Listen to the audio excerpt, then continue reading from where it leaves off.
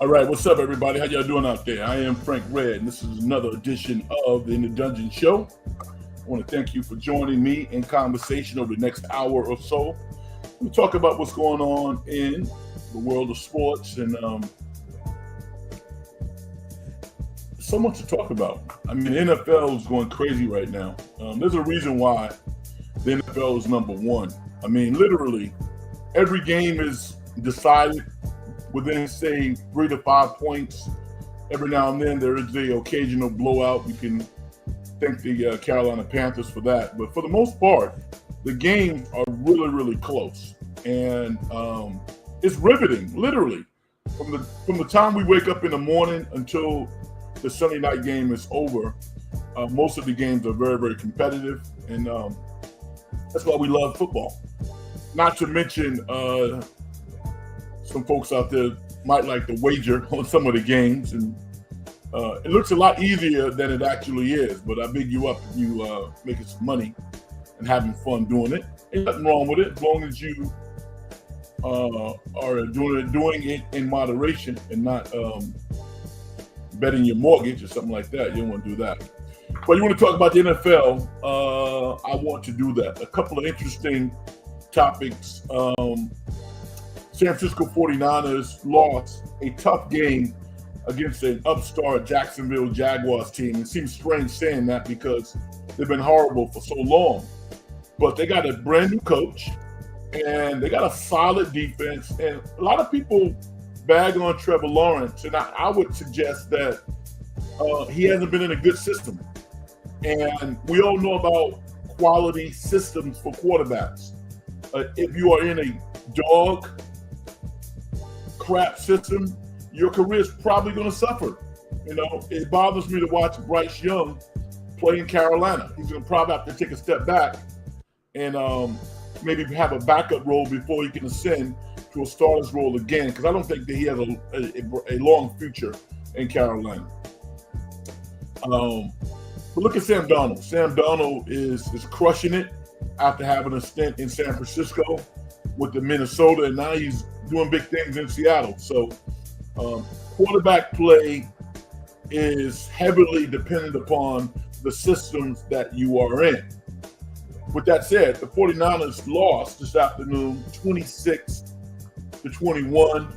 And you might say that they did it to themselves because they ramped up the Jacksonville Jaguars. Robert Saleh, their star defensive coordinator, had some disparaging things to say about the Jacksonville coach. Basically called him a cheater. We know that most organizations go up to the line and maybe go over the line a little bit, and we never hear about it outside of the the Spygate Belichick thing. But when you call somebody's character out publicly, that ramps up your players. If your players are really with you, they want to go out there and show you that they have your support, and they want to show you that you have their support. Excuse me. And that's what we saw with Jacksonville and the 49ers. Jacksonville was flying all over the field, making plays.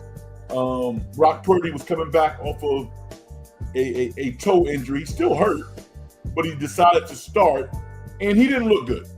He did not look good. And it's not really surprising because these defenses are getting faster. Quarterbacks don't get taller throughout the season. And I mean, you get Brock Purdy a clean pocket, he's going to be successful. But if that pocket closes rapidly, he'll fumble, he'll throw picks, and he won't look that good. And I think that's interesting when you consider the 49ers have an even tougher game on this Thursday night against the LA Rams. So we can talk about this game. It's not the end of the world. They're 3-1. I think the 49ers defense is formidable to the Rams, but Matthew Stafford is still, to me, one of the top 5 quarterbacks in the NFL. And the 49ers back end have shown no propensity to stop anybody. They got all-pro linebackers, and despite Nick Bosa being out, I still think that their defensive line played pretty well today, so I want to big them up. The 49ers probably have somewhere between a top 8 and top 12 defense. And that's amazing when you consider they don't have an interception this year. They don't have any great players back there. They got some solid football guys, but they don't have any stars back there. And that could be problematic when you consider going up against Devontae Adams, Pika Nakua. It could be a problem on Thursday night. We can get into that. My name is Frank Red. As I said, hit me up in the chat if you have some comments that you want to talk about. If you have some topics that you want to talk about. We're also on the cusp of the start of the NBA season. Several teams have already actually started training camp. And a team that we cover quite a bit, the Golden State Warriors, they have media day tomorrow. And oh, by the way, are you surprised? Jonathan Kuminga is not going to be there. And I'm not surprised because it would have been a complete freak show. He doesn't have to be there. He's not under contract, which is kind of crazy. I don't know if we've ever seen this scenario play out before. But I got to think that the Golden State Warriors are trying to figure out everything they can do to get him to sign a contract that's a multi-year deal, so they can have that salary slot to ultimately trade him to another team. I don't think he's going to give in. I don't know where I see him signing a multi-year deal if he gets a player option for year 3. Otherwise, if he doesn't take a player option for year 3, everything that he's done up to this point has been pointless and useless.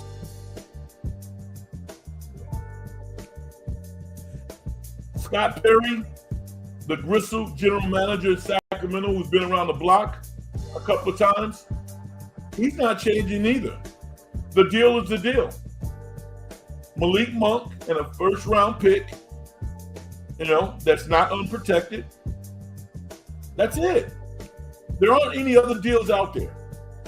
So it's going to be interesting to see what transpires. The one thing that I think about with Kuminga is, players generally don't pocket watch, but they are human. I wonder how he's going to be received by his teammates if he ultimately comes back to the Warriors. That's the one thing that I'm a little concerned about, because you can listen to any one of your basketball podcasts of choice, and you hear about all of the crazy things that happen in NBA locker rooms. Crazy. That's the one area where the players generally have complete control. Remember Steve Kerr? Steve Kerr was heartbroken initially, not because Draymond punched Jordan Poole, it's because the tape got out. I was like, wait a minute, something's wrong with this. You're more concerned about the sanctity of the locker room being broken versus somebody getting knocked into tomorrow? But that's the reality of NBA locker rooms, and I would say professional locker rooms to a certain degree. So Kuminga's agent has said, listen, if he signs a multi-year deal and he has a player option for year 3, he's completely locked in. He can come in. He doesn't have an expectation to start. Whatever Kerr wants to do, he's going to do. I like that. I really do. I don't think, based on everything that he's gone through, he should give up any leverage or any power that he has. I don't think he should do that. So that's my take on that. I'm sure a lot of Warrior fans out there might have a different take than I have, and that's fine. We can have different opinions. We can align our thoughts together. One of the things I don't like is when there's a bandwagon type effect where people just kind of join in on the hottest take out there without actually thinking for yourself. The bandwagon effect is used quite consistently in advertising. Let us stay in advertising. We're talking sports here. Have an opinion. It's okay. It's all right. I'm also going to give you my take on the Pittsburgh Steelers, Aaron Rodgers. Pittsburgh doesn't look like a Super Bowl team. I'm not fooling myself. But The idea that Aaron Rodgers could not play successful football was real odd to me, and I said that from the inception. Now, it's only the 4th week, but as long as they keep him upright, he's an upgrade. He's going to play pretty well. Jackson Dart of my New York Giants, one of my teams, he played well also. Very talented guy. The only challenge I have with Jackson Dart is I don't want him to get hurt. And he's fast, he's slippery, but this is big boy football. I don't want him running that much because he could be on IR pretty quickly. So they're going to have to balance. Dayball's going to have to balance the running and passing attack because he could be a really, really good player. But those designated runs that he was utilizing in today's game, there's a expiration date on those. Trust me. With that said, give the Giants credit. They won their first game of the year, 21-18 over the previous undefeated Chargers. We're going to talk to the great Vicky. Vicky says, "Hi, Frank. The Warrior squad started to take shape. Without JK drama, they will be a good team. I wish Brock would have waited until Thursday to start.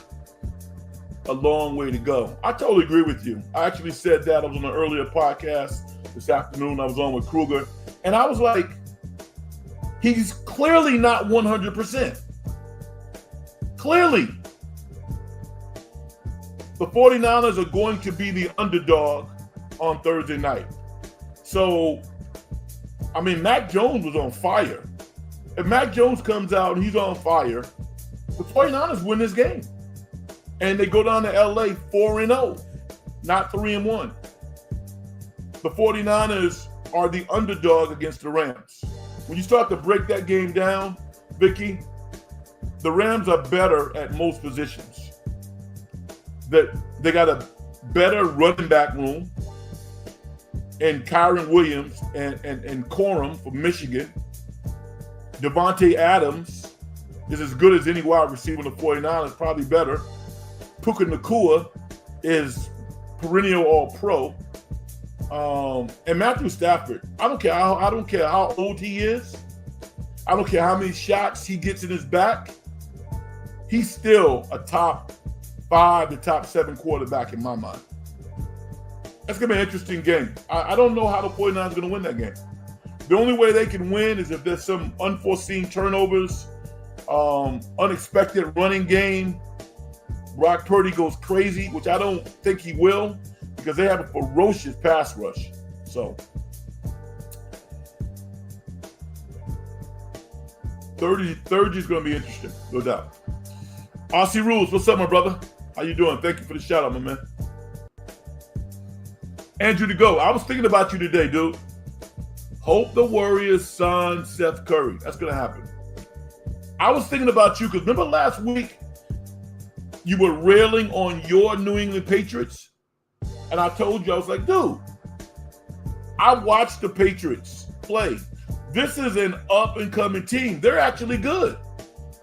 They're good. They stomped on Carolina today. They got a franchise quarterback. Diggs is balling. They got a good running game. They got a good coach. Nobody wants to play New England. So just calm down. Calm down and let these young players grow up and let the coaching staff continue to do what they do. You got a good team. Horford signed with the Warriors and Milton did too. Yeah. I had some thoughts about Al Horford because this is what I think is going to happen. Al Horford signed a multi-year deal, right? And this is what they do. We don't know what the terms are, right? The terms could be for 15 million. We don't know. We're going to find out, right? So if he signs a multi-year deal, say he signs for $5 million this year, or $10 million this year, and 5 or 6, 7, whatever it is for the future years, he's probably not going to play those years. So the Warriors could very easily amnesty that contract and still pay him. Legally, they can do that. So they got all of these different types of loopholes and things that they can do to get things done. That's why this Kuminga thing to me is it's like, if you know the rules, if you use logic, use common sense, this could get to the finish line. I ultimately think it will. I do. TG, what's up? Love it. Holford, Milton, GP2 on board.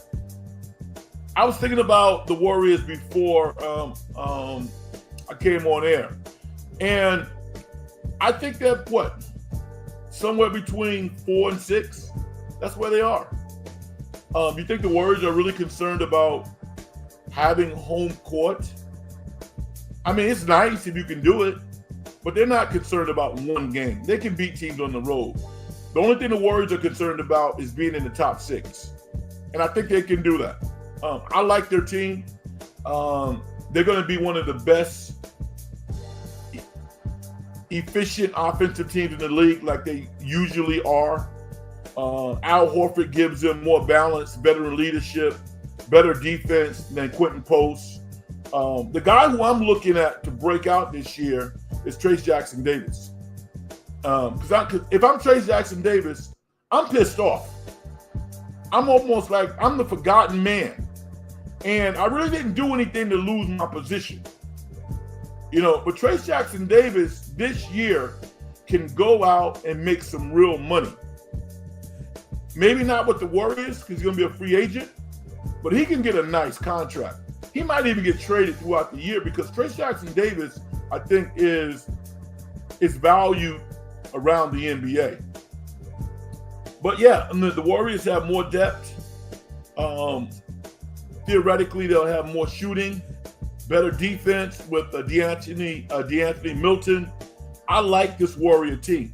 Now, I don't like them as much without Jonathan Kuminga. I don't. That's why, I'm not really like a betting person. If I had a betting sponsor, maybe I would do it for fun, but generally speaking, that's not something that I do a lot of. But it makes all the sense in the world for the Warriors to give Jonathan Kuminga, from my perspective, give him that third-year option because they need Jonathan Kuminga. Do you really think that Draymond Green, Jimmy Butler, Al Horford, those guys are not playing over 70 games? They're going to be in the 60s.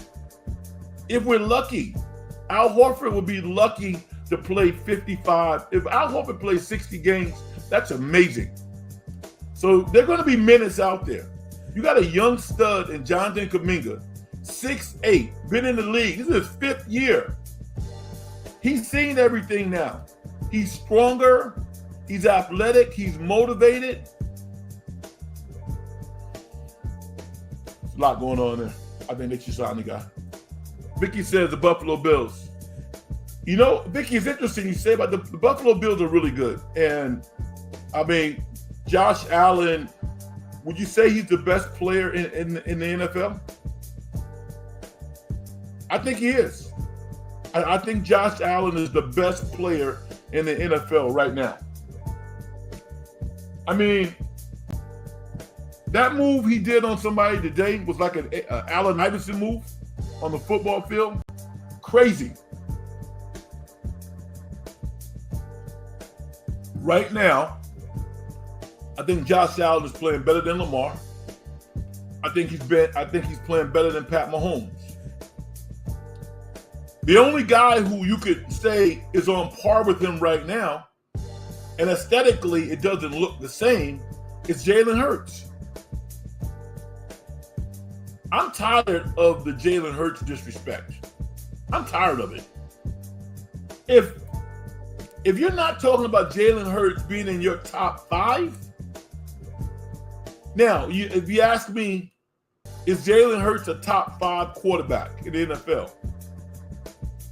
No, he's not a top 5 quarterback in terms of talent, but he's a top 5 quarterback as a player, as a difference maker, as a leader. He's beating everybody. If it's really about winning, I'm riding with Jalen Hurts because he doesn't get rattled. the moment's not too big for him, he finds a way to win. You can have all the stats and be flashy, great arm, great footwork, but if you lose, then what are we doing here? Jalen Hurts is generally in the middle of every big play that Philly needs to make. That guy's right there. And I go back to his days at Alabama, when literally Tua was considered to be the best of the two. And we've seen that over a period of time, the evolution of these two guys at the professional level. Jalen Hurts is having a much better career. And I don't, say that with any joy, because I like Tua. But Jalen Hurts is clearly a better professional quarterback. Andrew the Goat says, Drake May is playing like an MVP type of player right now. Didn't I tell you that? You got to trust me, dude. Just ask Frank Reich. What's up, Keith? He says, what's up, Frank? Niners brought back Purdy too soon. I totally agree. Just like they did Moody last year. Seems like the players feel pressured to play almost. Yeah, they do, man. Football is, particularly at that level. No, I mean, listen, anybody who gets on the football field, I don't care what level it is, high school and beyond, it's tough. It really is. And when you sign a contract like Brock Purdy signed, you almost have to save him from himself. We were talking this afternoon on Kruger's show about whether or not the 49ers had a really good process to decide if he should actually come back. Or was it, Brock, how do you feel? Oh, feel good, coach. Okay, I want to play. It has to be more than that, because anybody who watched Brock Purdy play this afternoon knew that he was not 100%. As the pocket was shrinking around him, he couldn't even move. He couldn't run. 60 to 70% of all of his passes sailed on him, which means that he was probably nervous and a little unsure of himself. When Brock Purdy has a really solid foundation and he's stable, that ball comes out like a laser and it hits people in the chest. They're not grabbing, they're not reaching three feet above their shoulders to catch the ball. We're lucky somebody didn't get hurt today. Remember that catch that Jawan Jennings made? Great catch. You're lucky he didn't get hurt.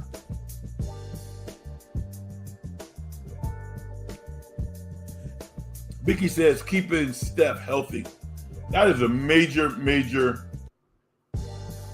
key and goal for the Golden State Warriors. I can't wait. The only thing about the NBA that kind of rubs me the wrong way right now is all of the different apps and channels that you got to look for. I actually have them all. I do have them all. But I don't use them all now because it is too much. It's too much. I think that's going to cause some problems. I really do. I think it's going to hurt the game, because the game is really about the fans and the kids and having accessibility to the games. It really hurt me when I heard Adam Silver say that the NBA was a highlight game now and highlights are available. That's not like watching the game. Imagine a commissioner saying that. Rationalize having less access to your games and say, well, you can watch the highlights.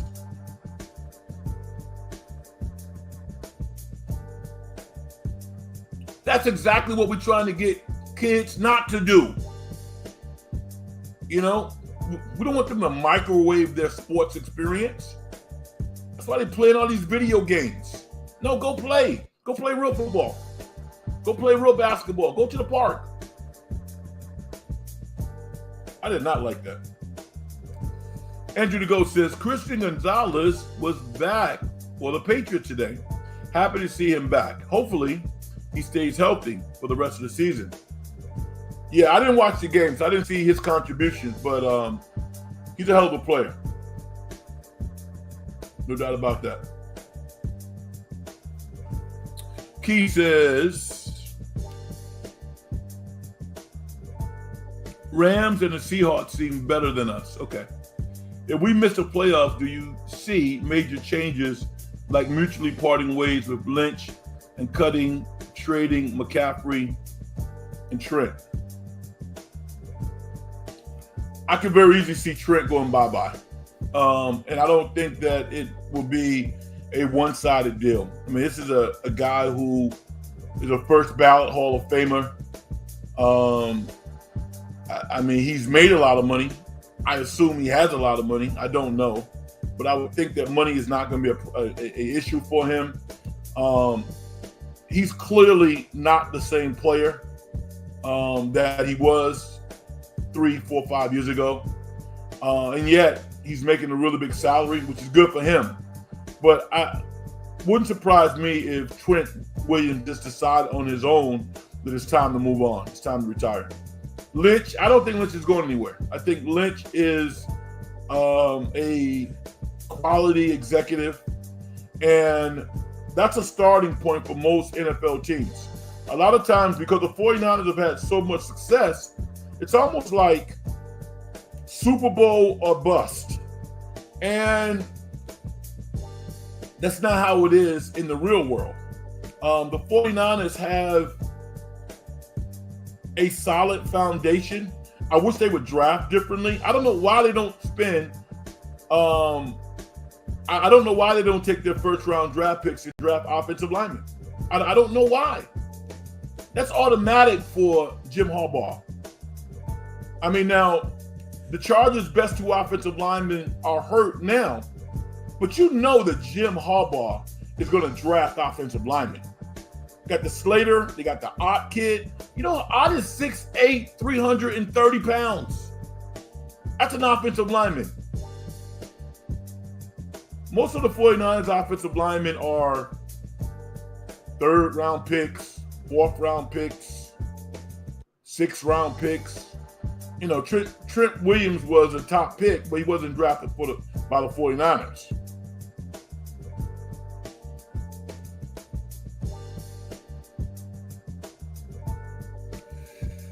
Milton Williams is worth every penny the Patriots paid him this offseason.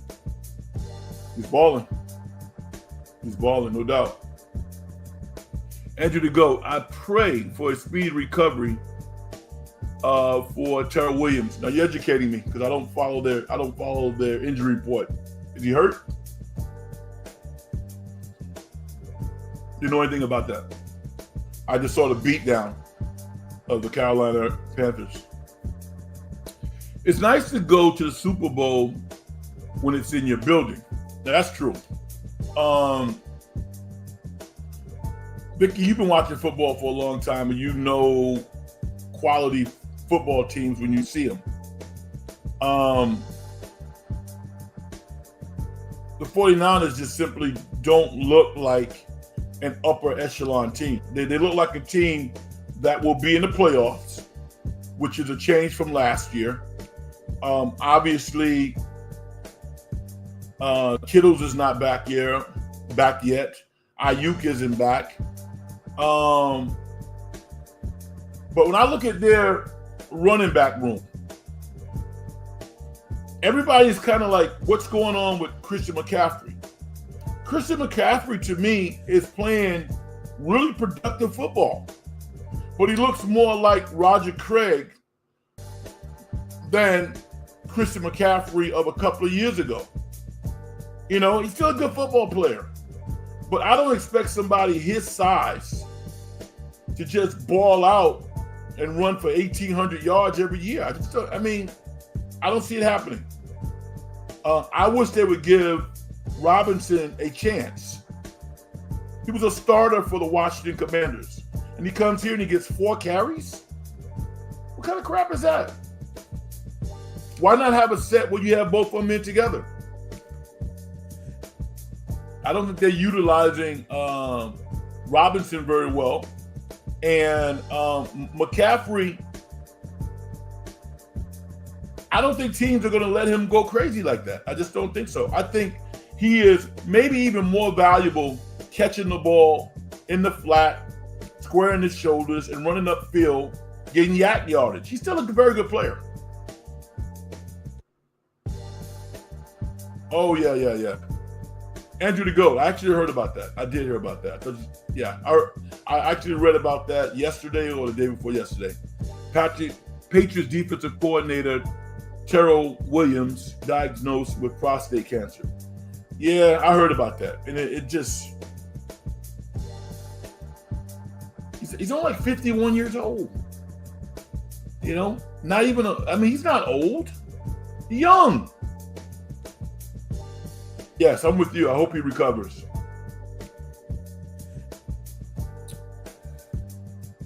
What do you think of Notre Dame's quarterback?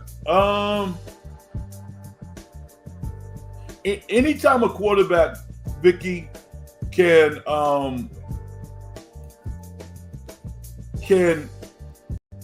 evolve into the starting position, I give him props. He looks like he's pretty good, but he has a great team to play behind him. I mean, Love is going to be a top 10 pick in the NFL. They always have one of the best offensive lines in all of college football. Great skill position. Notre Dame is a factory. Tyron, the guy's name is, right? He's played well. He's played very well.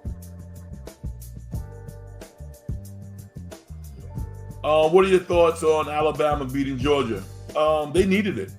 They needed it bad. And, I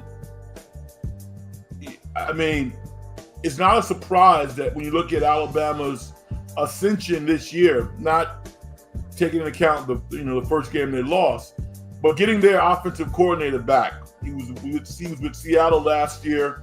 He was with the coach up at University of Washington all those years. So they are a little more, and I'm going to say a little more, they are clearly more creative this year on the offensive end. And they might not even have as good of players.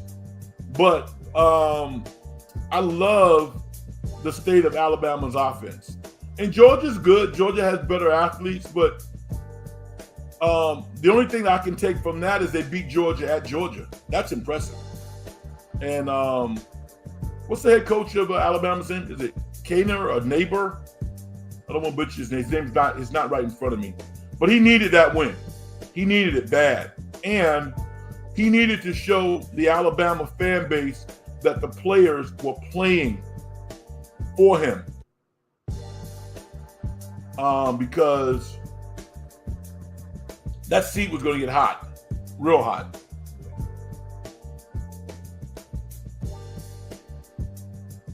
What do you guys think about Fred VanVleet tearing his ACL? And he might be out for the year.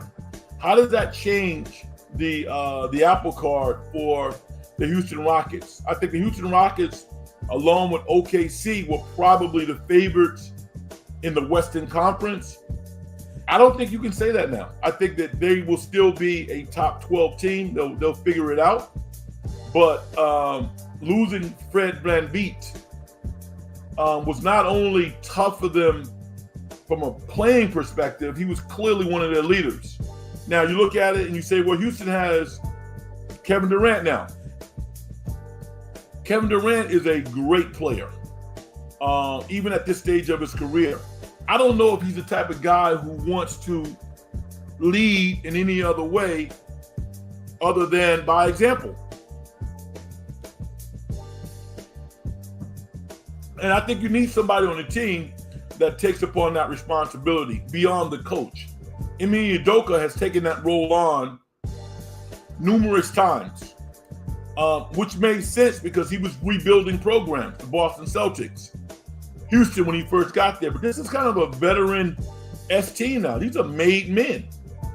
And They're going to have some bumps in the road. Fred was that guy to me. I don't know who that guy is now.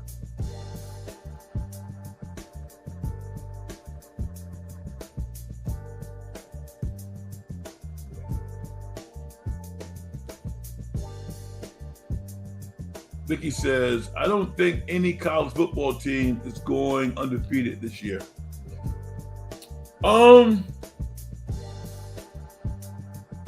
I think that you're right, but I think Day is a lot more comfortable at Ohio State now than he's ever been.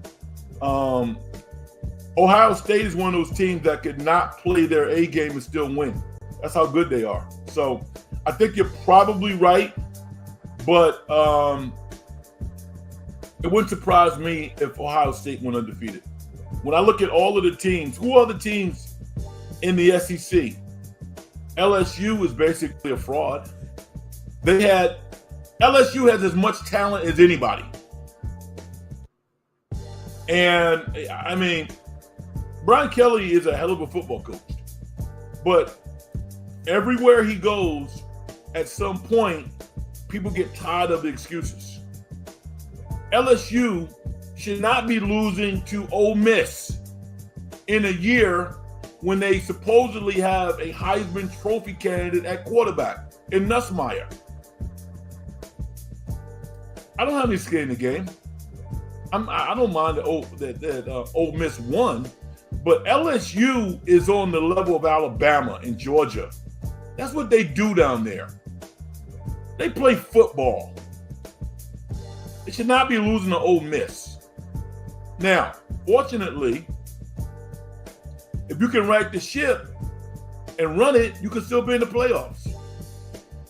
You know, I don't necessarily think that going undefeated, unless you win the championship, is something to write home about. I mean, win a championship. It's okay to lose against good teams. The other take about college football, and you guys tell me if I'm wrong or not. I listen to sports talk radio all the time, and I'm always reading a lot of stuff. I think James Franklin is getting a bad rap, right? Last night, they lose to one of the most expensive football teams in college, to the Oregon Ducks. Good game. Yeah, you playing Oregon at home, you expect to win. Oregon has an outstanding quarterback. That kid's nice. But Penn State has a guy in Drew Alder. He's going to be drafted in the top 3 rounds. I don't know if he's a first round pick or second, but I can't see him dropping below the 3rd round. Dude's been in college like 4 or 5 years. He throws the ball right to the Oregon player. Ball game, game over. Is that James Franklin's fault? He's responsible. I'm a coach myself. No player is responsible for a loss. Give him the credit for the wins, but coaches should take the responsibility for the losses. And James Franklin has. But Penn State losing to Oregon because his quarterback, a veteran, throws the ball right at the Oregon player, I don't blame James Franklin for that. People say, well, he's only 4-21 against top 10 teams. Yeah, but when he came into the league, Ohio State and Michigan was still there. I mean, I'm sure he would prefer to win. He needs to win. But questioning whether or not his job is in jeopardy, to me, is stupid.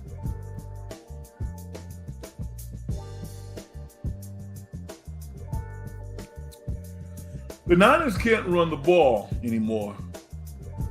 Is it the line or McCaffrey looking slow and worn down? I have a take on that I didn't actually share this afternoon, but I'm going to share here. With Kittle out of the lineup, it really hurts McCaffrey and the 49ers offense. Because one of the things that George Kittle did two things. Number one, he was one of the great blocking tight ends in the NFL. He is, when he's healthy. Number two, he stretches the field, right? The 49ers tight ends now are just kind of trying to not let go of the rope. Kittle, how many balls down, how many 15-yard, 20-yard passes did Kittle catch from Brock Purdy? Tons. So if he's stretching the field 15 yards down the field, if he's creating that type of space, that creates one-on-one matchups for McCaffrey. Do you honestly think those linebackers and safeties are worried about Congress 15 yards down the field? No, they're not. And Congress is doing pretty good. But I think that is a big deal. And the offensive line is not playing as well as maybe they've played in previous years. But I think when Kittle comes back and he's healthy and he's able to really stretch the field, that's going to open things up for McCaffrey. Will he be an 18, 1,900-yard runner? I don't think so. I think he's probably going to rush for somewhere between 1,250 and 1,400 yards and maybe catch 60, 70, 80 passes. That's pretty darn good to me. For a guy his, how long has McCaffrey been in the NFL? 8 years, 9 years?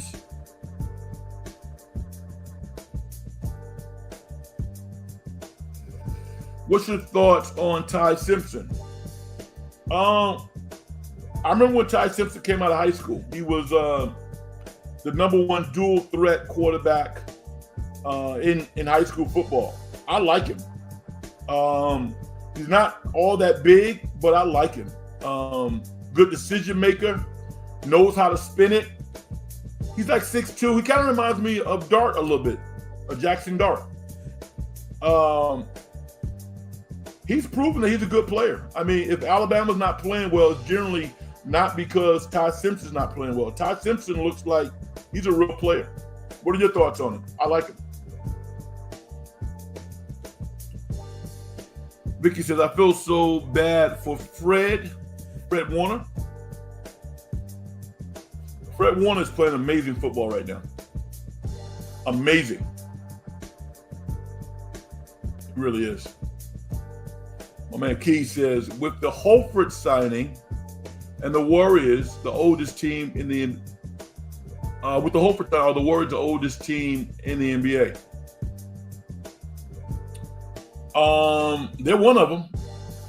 The Clippers are old. The Warriors are old. I don't think that there are any other teams that are as old as those two.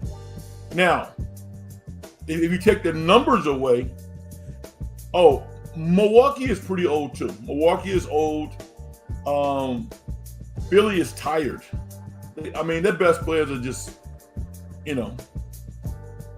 I watched Paul George sit in front of a microphone and say that he still considers himself to be kind of an all-star caliber player.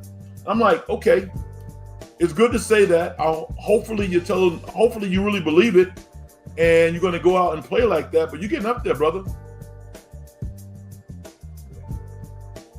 It's going to be an incredible year for the NBA. Anybody who would tell me that the NBA is not a good league and it sucks, I was like, well, you don't watch the league. Does it have problems? Yes. But show me a league. Show me a league that has as much talent from top to bottom as the NBA. That league does not exist.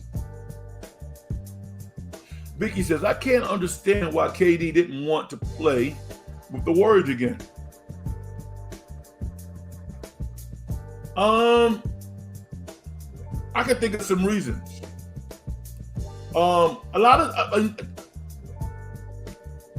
Sometimes when you say that athletes are emotional, they get upset. What do you mean I'm emotional? Aren't we all emotional? Aren't people emotional? Isn't that part of our DNA to be emotional? We wouldn't be who we are if we were not emotional. With that said, some people's emotions weigh heavier on them than others. When Draymond Green told Kevin Durant, "We don't need you, we've already won without you," I'm paraphrasing, that hurt. I think KD probably even said that in an interview. And he also knows that although you could consider him the best player on the Warriors when he was here the last time, you just look at talent. Oh yeah, KD's the best player. But the adulation, the grace, the love, the respect, the allure, the gratitude, the attraction that Stephen Curry has in this market for Warrior fans will never, ever be matched again by anybody else. I think KD reflects on what he left in OKC, because in OKC, he was Stephen Curry. Athletes are a little different. I mean, KD probably thought, I'll come to the Bay, I'll win some championships, I'll be great, and they will love me. Yeah, they love you. They do. But it's not like Stephen Curry. I can't wait to see that Stephen Curry statue out in front of Chase. May it be as good as who's the point guard for the Storm? Hall of Famer. I just want that statue to be great. Why can't I think of her name right now? Help me out. Sue Bird. Okay. Why? Why can't I think of things just like that all the time? Sue Bird's statue is beautiful. Stephen Curry's is going to be incredible.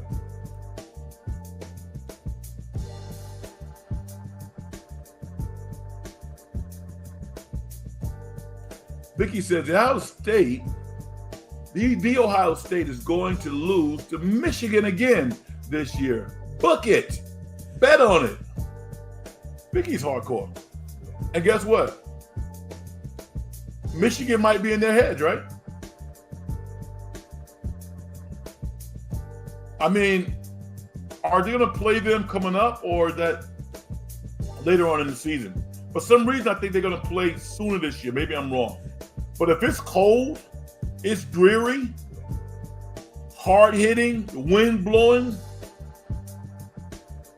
it's a pick-em game. I like Big Ten football. I really do. I like Michigan more because of the colors, because of the history. I like Michigan.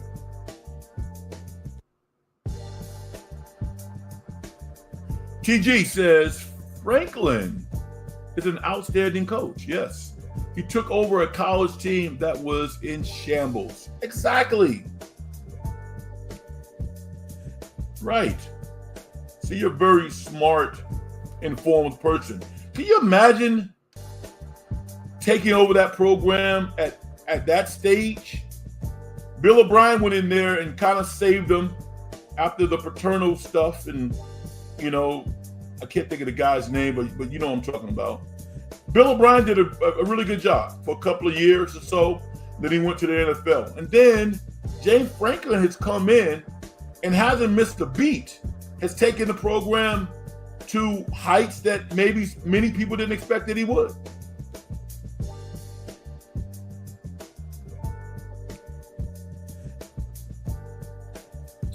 Penn State needs to recruit better at quarterback. That's the most important position. And throughout the years, their weakest position by far. You know what? You're right. And it's interesting. Why is that, Keys? Because there's so many good quarterbacks out there. I think when these really talented high school players look at Penn State and they see how methodical their offenses are, and here's the other thing about James Franklin that I could almost guarantee. He's not lying to players. He's not lying. So when he comes into your living room, he's like, yo, this is what we do. We love to have you. But this is what we do. And if you watch Penn State football for decades like I have, they play the same. The last superstar quarterback that they had was Todd Blackledge. And Todd Blackledge did not have a stellar NFL career. When I was a kid, my favorite Penn State quarterback was Chuck Fusina. I love Chuck Fusina. As a kid, it's something that's funny. They said I should watch this show called like the Penn State Game of the Week or something like highlight show. And I was so young, I didn't realize that the show was put together and scripted. So Chuck Fusina and Penn State, they always won. Or they always showed the positive plays. I didn't understand what was going on. So, I mean, to me, Chuck Fusina was awesome. And he was a very good college player, but not much of a pro. But I've been watching Penn State for a long time. But I agree, they do need to recruit better. Freddie Kittle is more blocking than catching the football. Kittle? You believe that? Oh, I'm sorry. Said Frank. Kittle did more blocking than catching the football. Yeah, I mean, you can argue that, Vicky, but you look at his numbers last year. Kittle had one of his best offensive years last year, and it was one of the top in the NFL for the tight end position. But like I said before, it's not that he catches the ball all the time. He stretches the field. So, I mean, you only have so much space you can cover. So George Kittle stretches the field. And when he does that, that creates lanes for the McCaffreys of the world.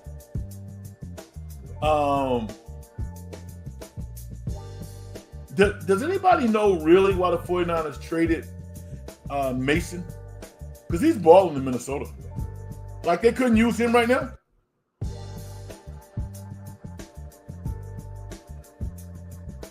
Kittle will help run and pass game. He's the best tight end. He's top 5.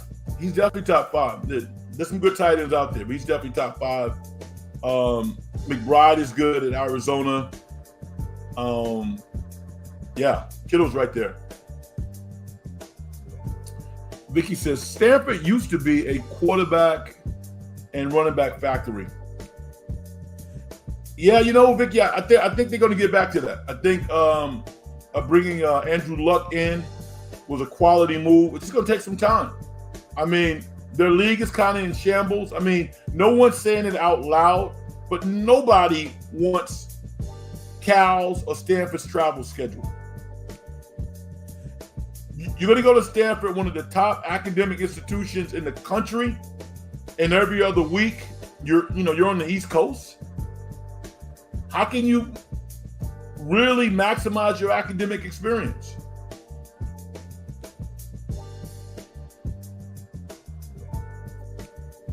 Fried Van Vliet. KD could have just played basketball with the Warriors. He didn't have to be the leader. Yeah, but you know what? I mean, when they started talking crazy to each other,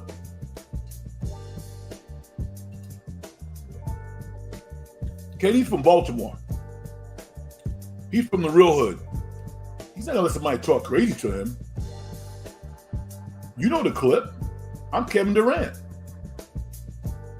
You know, so I mean, there's a level of decorum and respect then I think KD, and rightfully so, I have no problem with that because I'm kind of on that level too. I don't like to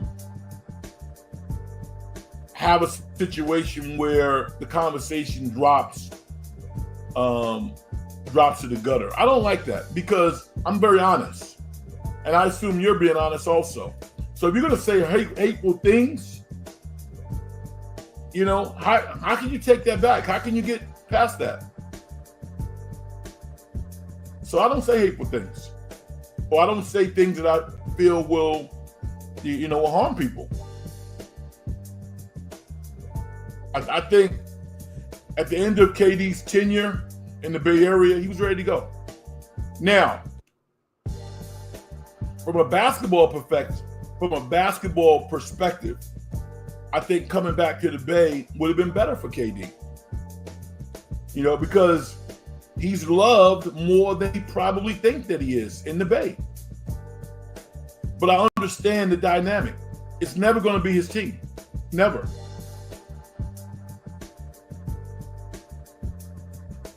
TG says it's more fun to watch the Warriors without KD. Why do you say that? That's interesting. Why do you say that? Because I don't know if I agree with that. I mean, when I watch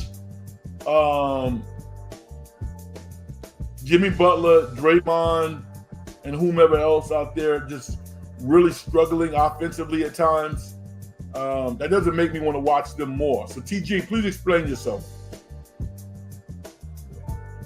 Vicky says, when you think of the San Francisco Giants, Willie Mays still comes to mind. Absolutely. Say, hey, kid. Absolutely.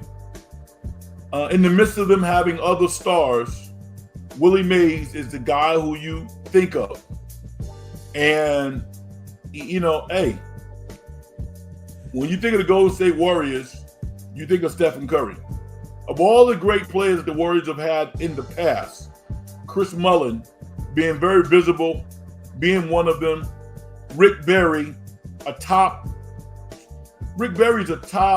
25 player of all time. It's not your fault that you don't know how good a player Rick Barry was. Rick Barry was damn good. And if he played in this era, 30 a game. You get 30 a game. Shot 95% from the free throw line. Fundamentals was clean as anybody.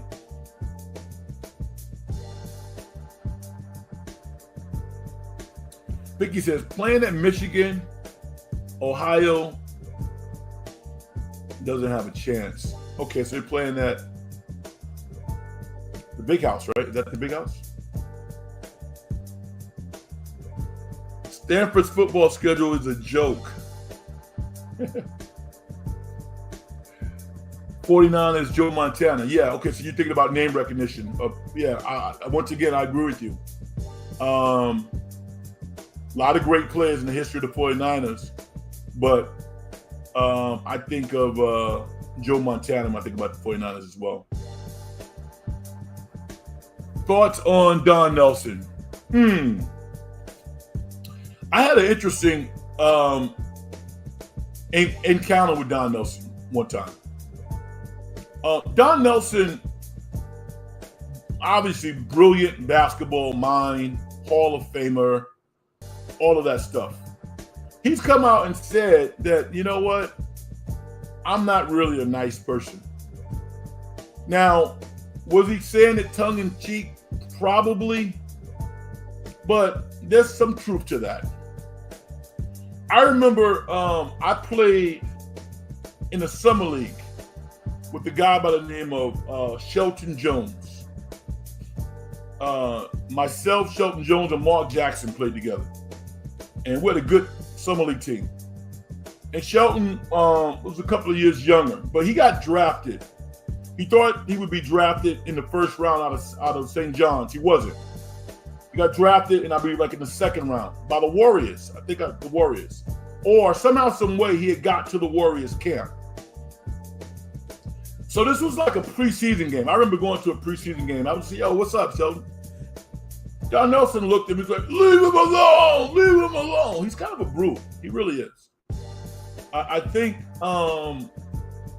older, I think as Don Nelson has gotten older, I don't know if he's changed or not, but I think he's mellowed some. But was not, he didn't get it. I don't know if everybody got a chance to see the nice side that I'm sure he has. Like he did some things when they had the inclement weather in Hawaii a couple of years ago. He has a lot of property in Maui. He let people stay in some of his properties until they can get back on their feet. I mean, you know, nice stuff. But I didn't have a great encounter with Don Nelson. Although I remember when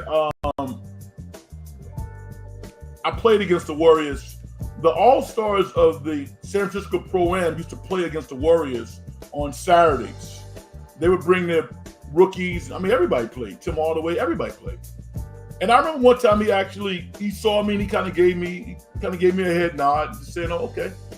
You know, it wasn't a long conversation, but I think he had probably seen me play and he acknowledged me, and that was kind of cool. But I never forget that encounter that I had with him about my friend Shelton Jones. Brilliant basketball coach.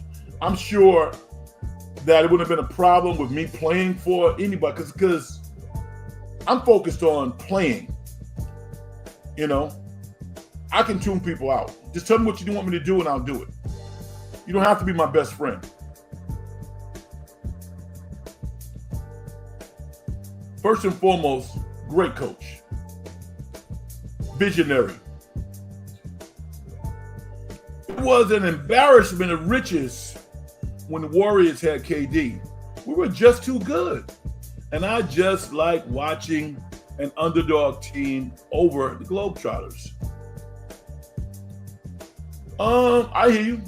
I didn't have a problem with KD once he got to the Warriors.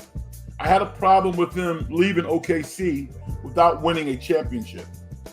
That was my rub, because OKC to me was a more talented team than the Warriors. And if it wasn't for Klay Thompson's heroics in Game 6, you would have expected them to lose. And I would have expected OKC to win a championship that year. They were better. Definitely more talented. Frantic Ray says Jerry Rice, the GOAT. Yeah, Jerry Rice is, he's one of a kind.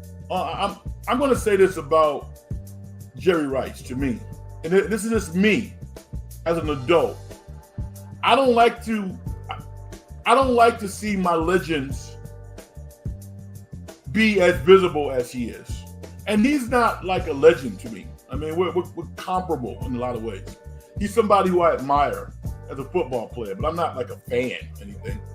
I used to play basketball against Jerry Rice at Carmont High School. We used to play all the time. He would come down and Jerry Rice only knew one speed. You know, just one speed. It's just kind of a racehorse, back and forth, back and forth. Decent player, decent. But I don't like the fact that he's so accessible. I don't like that. Joe Montana is like, whoa, that's Joe Montana. You don't see Joe Montana a lot.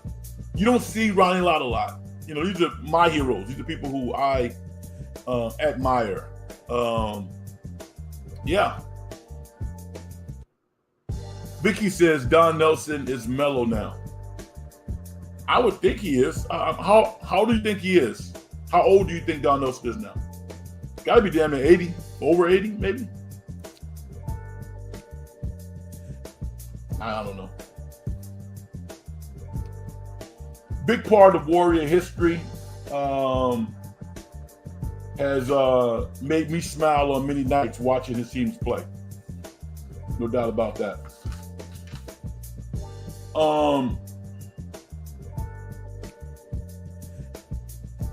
The WNBA championship is almost here. The Phoenix Mercury have taken out an injured and bewildered Minnesota Lynx team, which is unfortunate because I thought this was going to be the year that Nafesia Collier was going to win a championship. That didn't happen. Her coach, Cheryl Reeves, just was on one. She got suspended, but man, she went on a tirade. I don't know if I've ever seen a tirade like that before in basketball. But give Phoenix credit. It wouldn't surprise me if Phoenix won the whole thing. I don't want to talk about it tonight, but the fact that the Indiana Fever are literally on the cusp of making it to the finals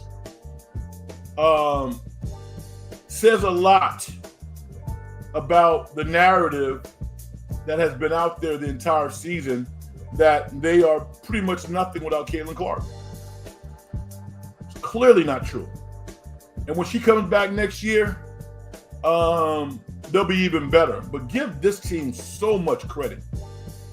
Odyssey Sims literally was sitting on her couch, and they called her and said, "You want to be a starting point guard for us?" After she went away from the LA Sparks. She's been incredible. So the ratings are probably not going to be that high. Maybe they'll be decent if the Las Vegas Aces are in the finals. I think they'll be decent. But if Indiana is in the finals and Caitlin's not playing, I think it'll probably be a pretty low-rated finals. But who cares? I mean, it's been a great year.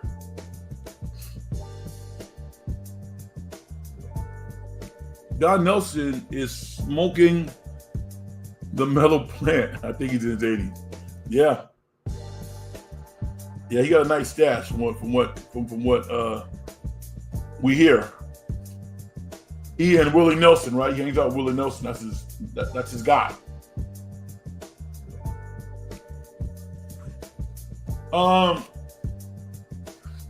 When Deion Sanders and the Colorado Buffaloes are playing well, I'm talking about it. I'm giddy.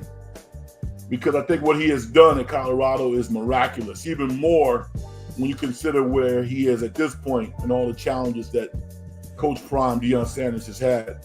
But they made some mistakes on some players. That's pretty clear to me now. Their defense is just atrocious. I mean, just terrible. They can't. I mean, they can make a play here or there, but they're not consistent at all. Teams are just running up and down the field on them. That's coaching. Now, I'm sure Coach Prime doesn't coach the defense. I mean, I don't even think he coaches the D-backs because from a technical perspective, they got a long way to go. I don't like to watch them get outmatched from the neck up. And that's what I saw against Brigham Young. Brigham Young was running every trick play and every gadget play that they could think of in real time. Just took that game over.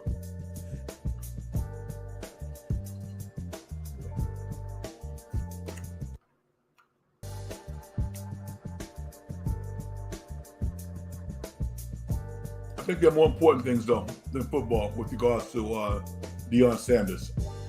Hopefully, his health will continue to improve. And they got a great fan base. They'll be respectable this year, but he wins every day he wakes up. Every day he wakes up, he's winning. Frantic Rage. Frank watched one battle after another one of them years. Yeah, I got an interesting story about that. I was supposed to go to the movies. Like, I have a movie friend, a movie buddy. And she had something to do. She did something else. So I actually did not go to movies to see that this week. I heard it was fantastic. And I can't wait to see it next week. You're saying one of the year's best films. Well, here's the thing.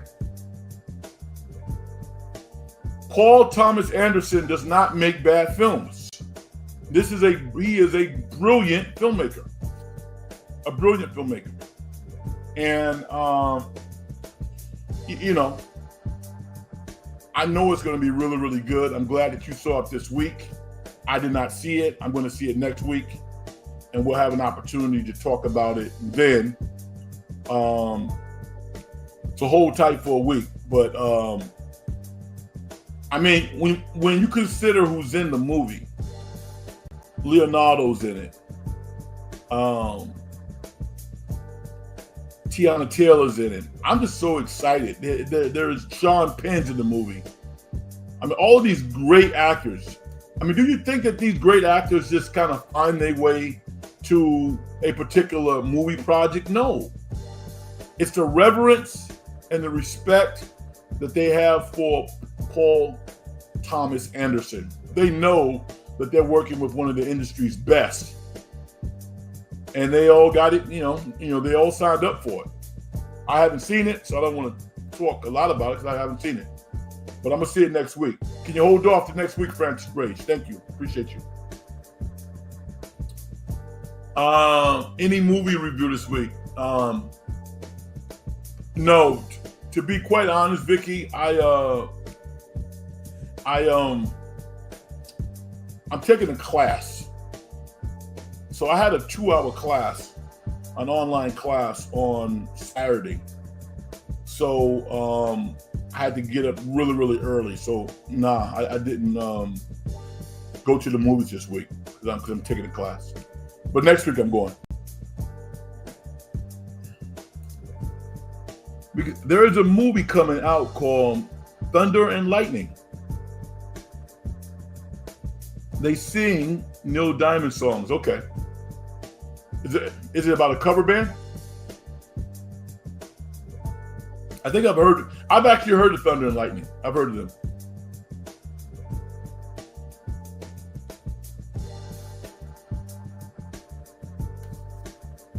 Oh yeah. Go see that movie. That the Leonardo movie. It's really good.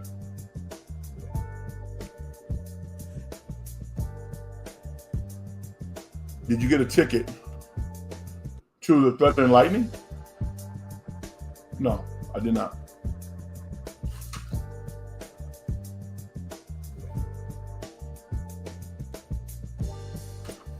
The only other thing that I wanted to mention is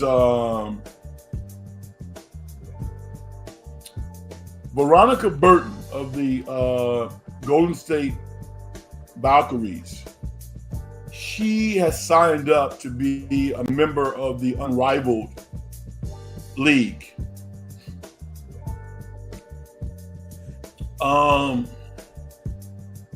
Why you had to take a class? I'm working on another degree, another certification. So just to further my education.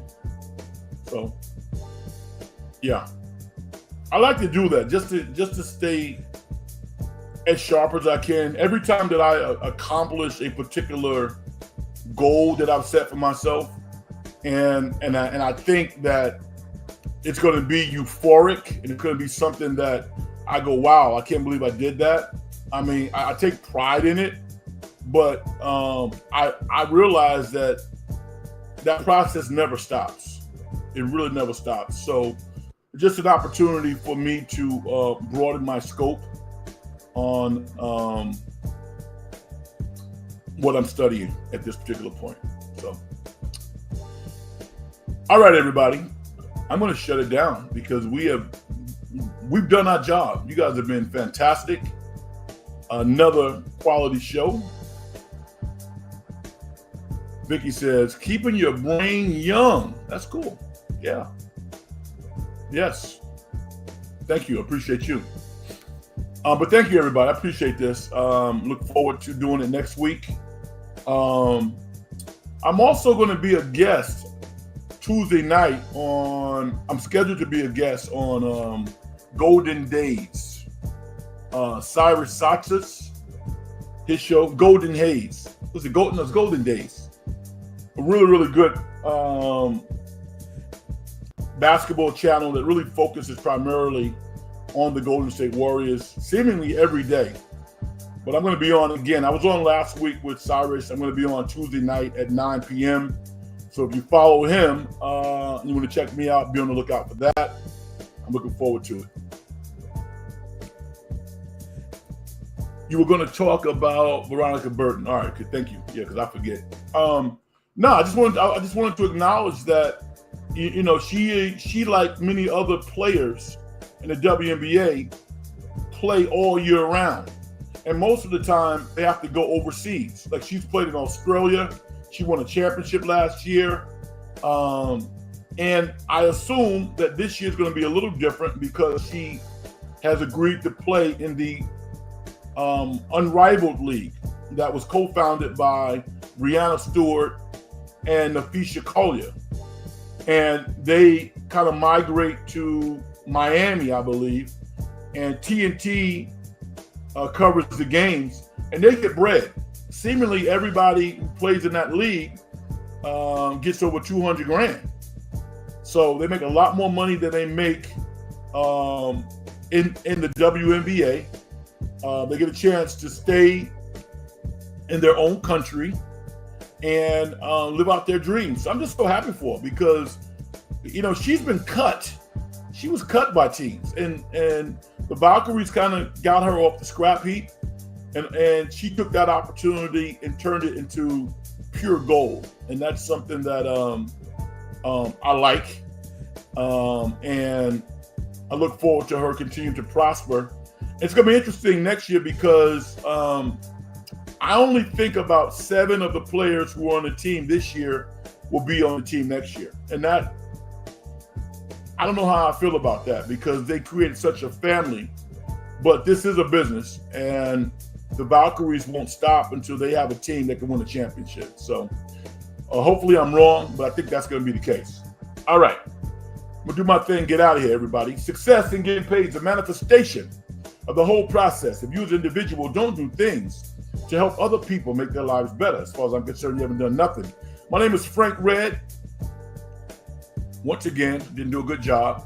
Hit the like button, please. Subscribe to the channel. And we've been on an uptick a little bit. So if you are not a loyal subscriber to the In the Dungeon show, do that right now and hit the like button. It helps in the algorithm, and I look forward to talking to you on our next broadcast. Good night, everybody. Peace.